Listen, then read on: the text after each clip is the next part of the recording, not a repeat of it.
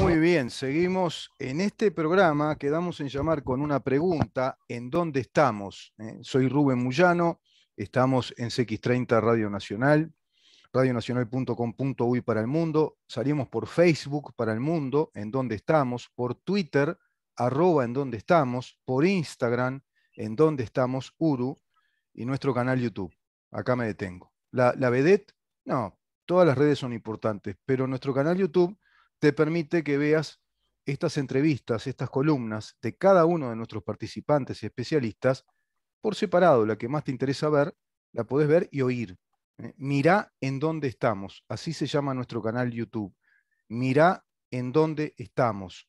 Te suscribís, es totalmente gratis y vas recibiendo después noticia de las cosas que vamos haciendo, de las entrevistas que vamos realizando en este programa, de las notas también, de los informes. Decía el economista Jorge Caumón, ya está con nosotros el licenciado Eduardo Abeña, les aviso a todos. Decía, se discute en el Parlamento y la noticia en distintas radios es si tal alcalde tiene que estar o no, porque, qué sé yo, cobró guita de pronto, cometió un acto de deshonestidad, faltó a la ética. Está bien, son temas que hay que tratar, pero están de pronto todo el día con esas cosas, ¿no?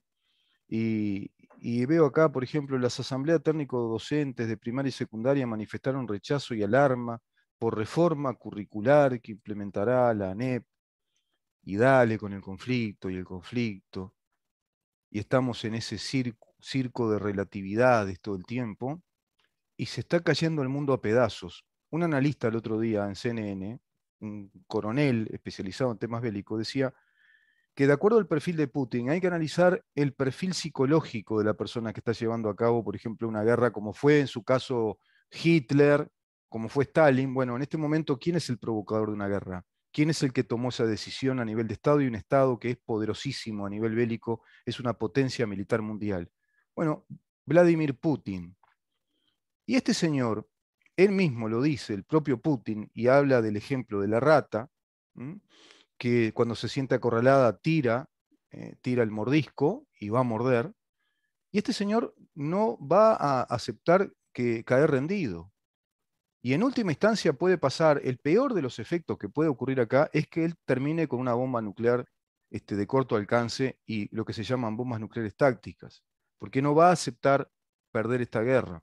La otra es que se pueda negociar ese Donbass que él quiere negociar como si fuera algo así, como una caja de fusibles que salte antes para no llegar ahí. Por lo tanto, si no estamos entendiendo eso, todos los días están ocurriendo cosas. Ya más de 3 meses de guerra, 30.000 soldados rusos muertos, más de 6 millones de ucranianos que se fueron de su país, ciudades destrozadas, la economía mundial evidentemente muy resentida, y con un país como el nuestro que tras la pandemia, antes de la pandemia y atravesando la pandemia, y ahora todo esto, ya venía desde antes con la musculatura muy flojita y muy mal de salud. ¿Cómo te va, Eduardo? Gracias por Buen estar. día, Rubén. Buen día a la audiencia. Me parecía que era una introducción respecto a los temas que tratamos contigo, que de algún modo se acomoda, ¿no?, a esa inquietud que tú tenés y que tengo yo también y muchos que nos siguen respecto a cómo sería un país viable y cómo sería un mundo viable también, ¿no? Más viable que Sí, esto que estamos teniendo.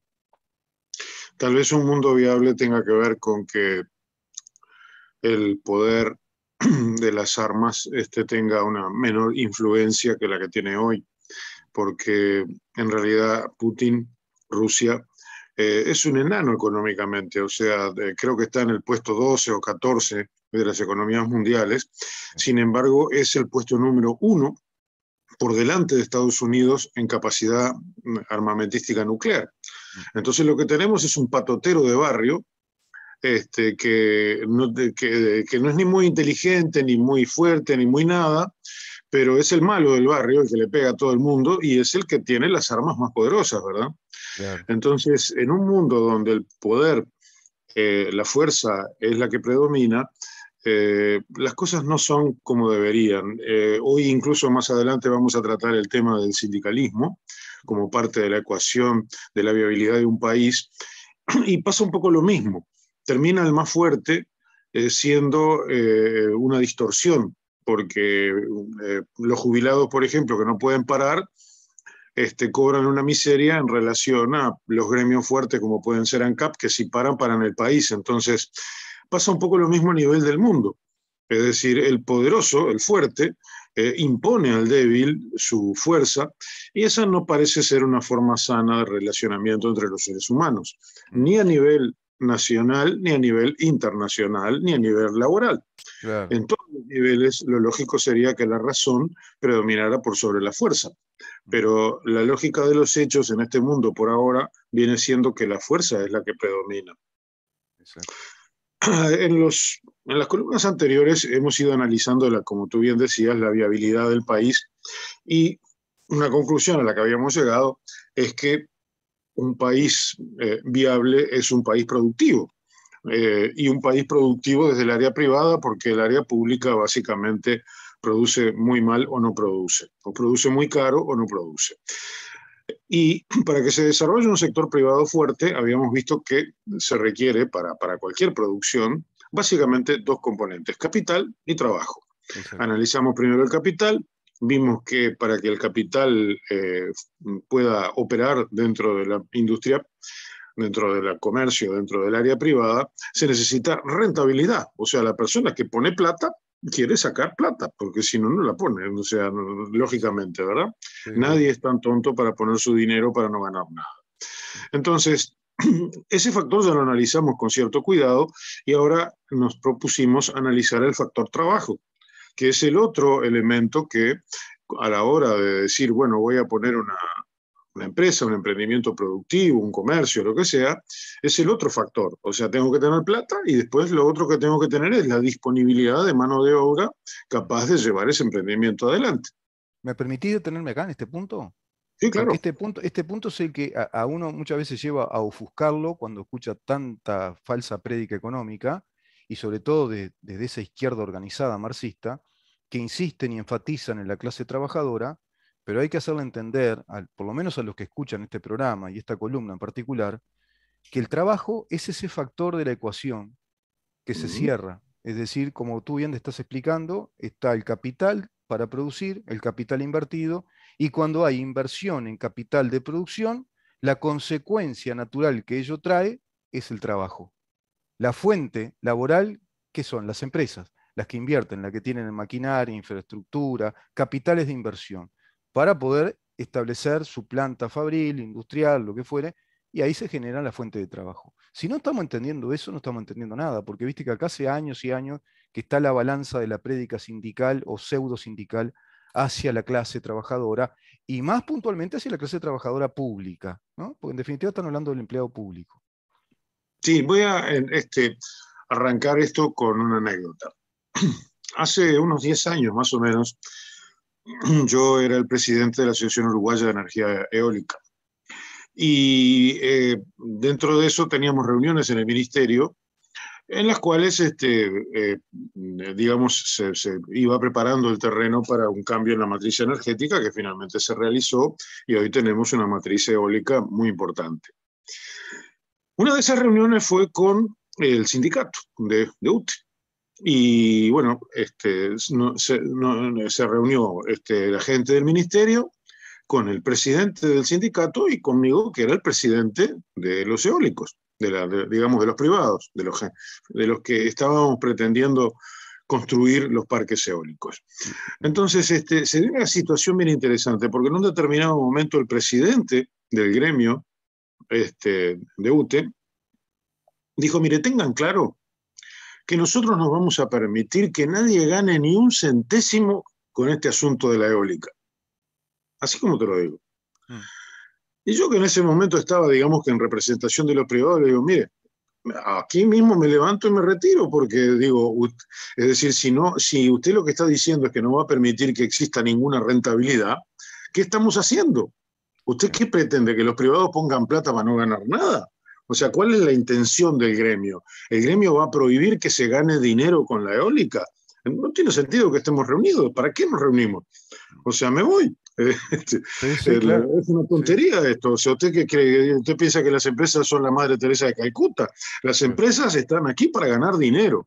Y si sí. usted no va a permitir que se gane dinero, entonces no va a haber ningún cambio en la matriz eólica porque simplemente nadie va a poner la plata.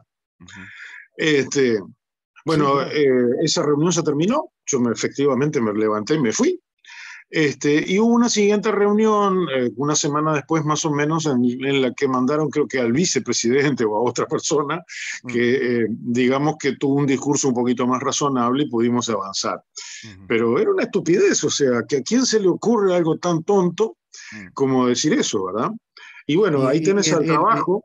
ese interlocutor irracional, bueno, lo sacaron y después llevaron a uno cuasi irracional o más, un poco más racional. A ver, Ahora, qué oye, tontería, tendrías que haberle agradecido ahí, ¿no? De pronto, bueno, muchas gracias por advertírmelo desde ahora, ¿no? Desde el inicio. Porque de pronto después viste que a veces te meten en la trampa y después ves que te empiezan a hacer un sistema de paro, ¿no? Un sistema de complicaciones que no te están dando la posibilidad de crecer. a ver, ¿Qué es lo que le está pasando al país? Rubén, todos los empresarios sabemos que es claro que llegado el momento siempre te van a poner alguna trampa, pero en este caso era una cosa tan Absurda, grosera, muy grosera. absurda, que simplemente desde el vamos decía, mire, usted olvídese, usted no va a ganar nada. Bueno, entonces si no vamos a ganar nada, ¿qué estamos haciendo acá? O sea, no Sí, sí. vamos. Llevo mi capital a otro Este, lado, mi propiedad, mi sí, capital, lo invierto y usted me dice que no voy a ganar nada, ¿no? nada, no tiene sentido, o sea, No tiene estamos, sentido. partimos de una base completamente, pero lo que me preocupa es la mentalidad que está atrás ¿Qué era Molina? Era, y la impunidad, porque el tipo claro, impunemente decía claro. chao, que va a trancar todo, es decir, y se siente tan impune como para decirlo sin que Sí. se le... O sea, no es una cosa que te lo oculta, no, no, directamente, mire, usted no va a ganar nada en todo esto porque nosotros se lo vamos a prohibir. Y la segunda Eduardo, cosa que quiero, te digo esto y te dejo la palabra. En su momento vamos a tener que hablar de la ilegalidad del sistema sindical uruguayo. Yo bueno, tengo hoy lo vamos a hablar. trabajos, después te voy a pasar trabajos, bueno, bueno, vamos a empezar hoy entonces, pero desde el punto de vista jurídico y desde el punto de vista de las relaciones laborales, este sistema sindical es ilegal. Ahora vamos por esos caminos. Quiero, dado que el sector público es un componente muy importante dentro del esquema salarial, de hecho, cuando se habla de recuperación salarial es decir, de lo que se está hablando es de los salarios públicos en realidad, porque los privados se manejan por otro camino. Sí. Voy a leer una cosa interesante. Mira, un titular de la semana pasada. Mm. Dice en un diario cualquiera, hay malestar en los socios de la coalición por anuncio de gasto cero. El cabildante Álvaro Perrone no lo esperaba, porque pensó que el Ejecutivo, y entre comillas palabras de él, había dejado un poco de lado mirar el déficit fiscal para apuntar más a las necesidades del país. Mira vos, ¿qué significa esto? ¿Qué significa apuntar a las necesidades del país? El señor asume que el gobierno son un montón de malvados que no piensan en las necesidades y él que sí es muy bueno, dice, no, no, vamos a apuntar, vamos a subir los salarios, vamos a darle más plata a los públicos, porque de eso estamos hablando. ¿Tá? Sí. El señor claramente no entiende cuál es la ecuación productiva, Ujú. porque esos salarios que él quiere subir dentro del sector público salen Ujú. de impuestos. Y esos impuestos, o de impuestos o de deuda. Si Sí. salen de impuestos, afectan a la competitividad de las empresas actuales. Si salen de deuda, afecta a la competitividad de las empresas futuras, porque la deuda se va a pagar con impuestos a futuro.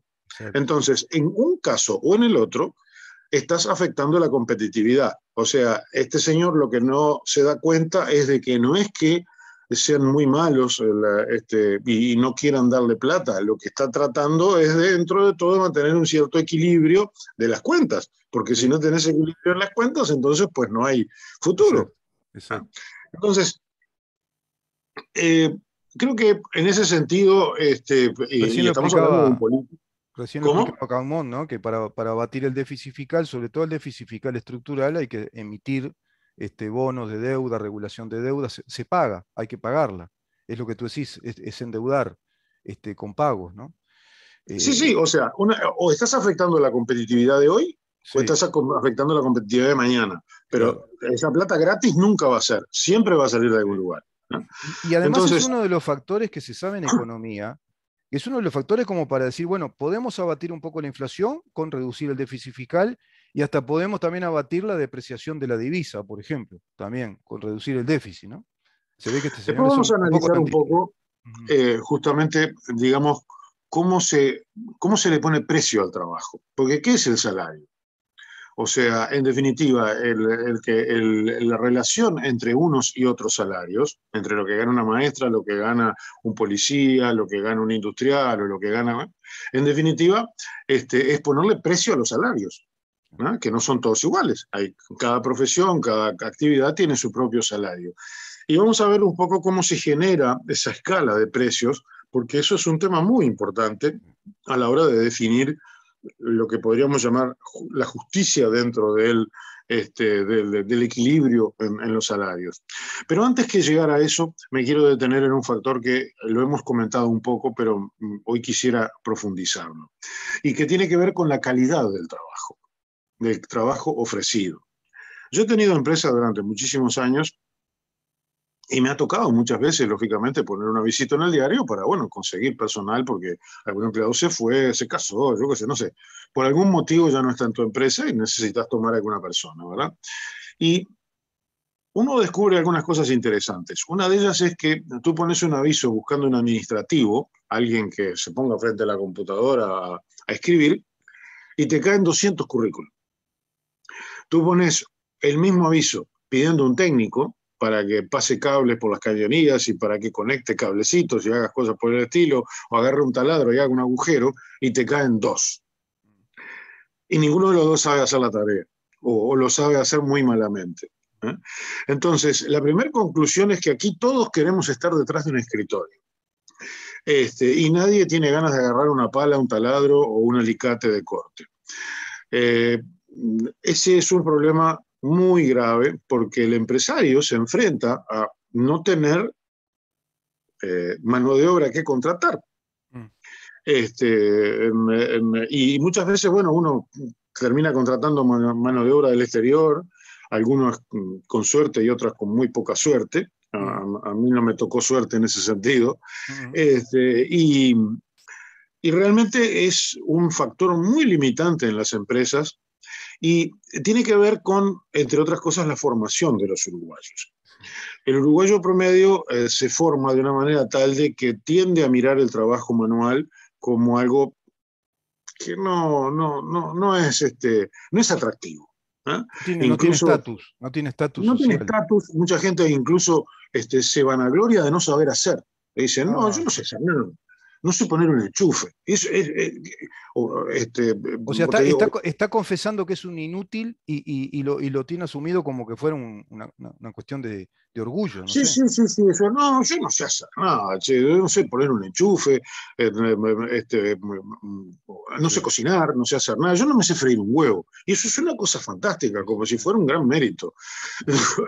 Entonces uno descubre que el trabajo, el realizar trabajo, está mal visto. Y de hecho, dentro de de los organismos educativos y dentro de los que conducen la educación, existe un poco, en los gremios suelen decir, no debemos de preparar a las personas para que sean, como quien dice, esclavos del trabajo. O sea, miran al trabajo como si fuera una cosa terrible, ¿eh? Tan terrible que hay que pagar para que te la hagan.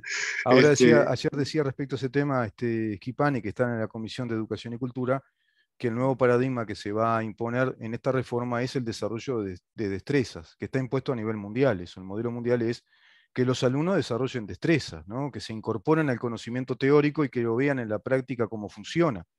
Es lo ideal. Te paso otro dato más, dato de prensa.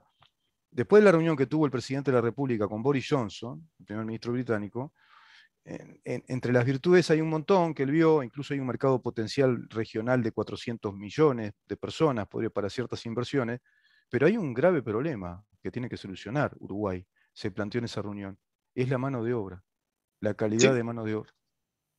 ¿Ya? sí, Los ingleses lo vieron claro eso. tiene que ver, por un lado, con la mentalidad, es decir, con el hecho de que vemos como bueno no preparar o sea, que queremos darle una formación muy universal, que sepa mucha filosofía y sobre todo marxista mejor, pero, pero claramente si agarra un destornillador es un tarado. Entonces, si partimos de esa base, partimos de la base de que no estamos preparando gente para lo que se necesita. Ni Entonces, siquiera se cumplió lo del obrero ilustrado que decía Marx, ni siquiera eso no, cumplieron. de ninguna manera. Y además, el otro factor que tiene que ver con la calidad de trabajo es la falta de preparación en general. O sea, hablábamos ya en una columna anterior el hecho de que en Chile 8 de cada 10 chiquilines terminan secundaria y en Uruguay 3. O sea, menos de la mitad que en Chile. ¿Eh? Y bueno, eso es una limitación fundamental, porque estamos hablando de personas que de pronto, a mí me ha tocado recientemente estar con personas con un nivel de formación bastante pobre, y uno descubre que, pero Rubén, tienen problemas con una regla de 3 simple. Sí. O sea, no entienden que si 3 naranjas cuestan 3 pesos, 6 naranjas cuestan 6 pesos. O sea, Claro, claro. no, es decir, pero cosas elementales, burdas completamente. O sea, Sí, sí.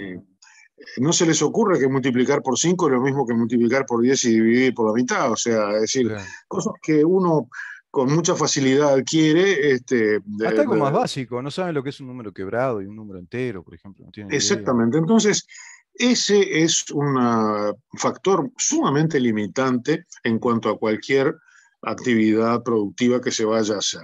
Tenemos una muy mala calidad de mano de obra. Sí. Y lo que es peor, hasta ahora, esperemos que este gobierno lo cambie, pero hasta ahora no se veía como necesario ni deseable preparar a la gente para las actividades productivas. Eso se veía como algo negativo. Increíble. ¿No? Entonces, si partimos de esa base, no vamos a poder tener un país productivo, porque aunque tuviéramos inversión, la inversión va a hacer todo lo posible por funcionar con la mínima cantidad de trabajo, porque ese trabajo es de muy mala calidad y encima le sale carísimo. Eduardo, Y bueno, fíjate que los países desarrollados han invertido tanto en institutos tecnológicos que, bueno, uno de ellos que es emblema mundial es el MIT, ¿no? El Massachusetts Institute Technology. Pero tenés el Politécnico en Francia, tenés institutos tecnológicos, la cantidad de schools en Inglaterra, bueno, evidente, que es lo que acá llamaríamos la UTU, ¿no? Que fuera la Universidad del Trabajo del Uruguay, pero como un proyecto real, ¿no? Como un proyecto en serio. Quería hacer esa mira, acotación porque es importante para que la gente tome dimensión de lo que estamos hablando, ¿no? dos perlitas. En un texto de sexto de escuela. El comunismo es la aldea de los pitufos, donde nadie pasa hambre. El pozo de agua es para uso colectivo, no es de nadie y es de todos. Eso Un será en texto la escuela. vigente de la Vigente. escuela de sexto año. Entonces, estamos preparando gente para una actividad productiva cuando le estamos diciendo, es decir, cuando estamos inculcando un modelo que no funciona en ningún lado y que de hecho, bueno, no voy a ni perder tiempo sobre hablar de No, comunismo, no, que no, ya no. sabemos lo que es, No, no pero tiene queda sentido. claro. Queda claro que no están preparando gente para el trabajo, sino que están preparando gente para una revolución, ¿no? Están Exactamente. ideologizando Después, gente para una revolución.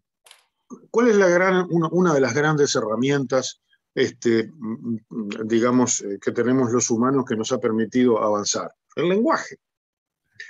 No les enseñamos, no corregimos las faltas de ortografía, no enseñamos reglas de gramática, se escriben frases que no tienen verbo. Sí. Entonces, digo, mira, en el Quijote tengo acá anotado, se utilizan números redondos, 23.000 palabras diferentes en el Quijote de la Mancha. Una persona culta maneja un lenguaje en promedio de 5.000 palabras. Los jóvenes de hoy, en promedio, utilizan 500 palabras. ¿No? Entonces, si estamos preparando personas que manejan un lenguaje tan absolutamente limitado, cuando tengamos que darle instrucciones sobre lo que hay que hacer y tengan que entender esas instrucciones, o cuando nos tengan que devolver, mire, esta máquina no anda porque, bueno, te va a decir, porque el coso de la cosa porque no sí, enchufa a ver, porque tienen sí, un extremo, un lenguaje en extremo limitado. Y eso es también parte del problema laboral. sí, Recordemos, para producir necesitamos capital el trabajo. Si el trabajo no sabe hablar y sí, no entiende las instrucciones, entonces tenés un gran problema con el trabajo. No claro. tenés un trabajo operativo y funcional. ¿Ah? Seguro, En sí, un sí. mundo tecnológico como el que vamos avanzando, se va a requerir cada vez menos gente que cabe zanjas, que eventualmente la puede ser alguien completamente bruto e incluso un analfabeto, y se requiere cada vez más el que programa la máquina que hace la zanja, Exacto, porque exacto, ya la sí. zanja no la hace un operario, la hace una máquina. Cada vez menos el trabajo no calificado, como se decía antes, el trabajo básico, y cada vez más el trabajo calificado. Exactamente, o sea, estamos preparando muy mal a la gente para el mundo que se viene. ¿Ah? No hay que perder de vista de que los supermercados cada vez más tienen cajeros sin personal. Sí, En el mundo entero, si uno mira películas, vas a ver que yo qué sé, las tres cuartas partes de las estaciones de servicio, la persona se baja, pone el cosito, se autosirve el sí, combustible, no, ya no hay un pistero. Entonces, todas claro. esas tareas sencillas que de alguna manera no requieren una gran capacitación, y ni que hablar, ya te digo, el hacer zanjas o cualquier otro trabajo, cada vez ves más máquinas y máquinas y máquinas que van haciendo Sí, todas las sí. tareas tediosas. Y eso va a seguir así cada vez más. ¿Ah? Estibado de mercadería, alambrado, todas esas tareas las están haciendo máquinas. Hasta incluso el montaje de automóviles. Bueno, las plantas industriales parecen Bueno, laboratorios vamos a de la entrar NASA. entonces ahora, porque es decir, Nos queda, claramente nos no. quedan 2 minutos. Eduardo, yo Bueno, te voy te planteo a esto, dar me quedé el enganchado con título. este tema, el precio del trabajo me gustaría tratar contigo en la Sí, próxima. el título de alguna forma sería ese, el precio del trabajo, y sobre todo cómo fijarlo, porque ya vimos que, por ejemplo, el operario de zanja cobra una cierta plata, el operario que programa la máquina que hace la zanja cobra otro dinero que no tiene nada que ver. Bien, Y de bien, hecho la demanda de trabajo es muy otra. bien, Entonces, vamos a mirar un poco en la siguiente columna cómo se fija eso bien. y cómo el sindicalismo distorsiona eso. Porque Ese mecanismo de precios salariales, digamos. un ejemplo bien cortito. Una maestra trabajó toda su vida, logró comprarse una pequeña casita. Mm, La tiene que terminar vendiendo porque la contribución inmobiliaria subió un disparate. ¿Y por qué? Porque Adeón para y nos tapa de mugre. Durante un mes, Adeón parado nos tapa de basura y de ratas hasta el techo. Entonces le tenemos que terminar pagando a alguien que gana 50.000, 60.000 pesos, un aumento de 10.000 pesos más para que de 60 gane 70, y la maestra que gana 25, con esos 25 no paga la contribución, que con esa contribución se le paga al otro que va a ganar 70. claro, claro, claro. Entonces la inequidad, entre otras cosas, es producto del ejercicio de la fuerza, del Exacto. ejercicio irregular del sindicalismo que, como bien tú dijiste, de alguna manera excede los límites de la legalidad y abusa del Sí. poder. Y lleva su patoterismo y convierte al Estado en un patotero ante los particulares. Nos vemos en la próxima, Exactamente. Eduardo. Nos Un vemos en la abrazo. próxima, vamos con ese tema. Gracias, ¿eh? El licenciado Eduardo Beña hablando con nosotros, temas muy importantes, fundamentales estos temas. Nos vamos, nos reencontramos mañana a partir de las 10 de la mañana para saber en dónde estamos. Chau.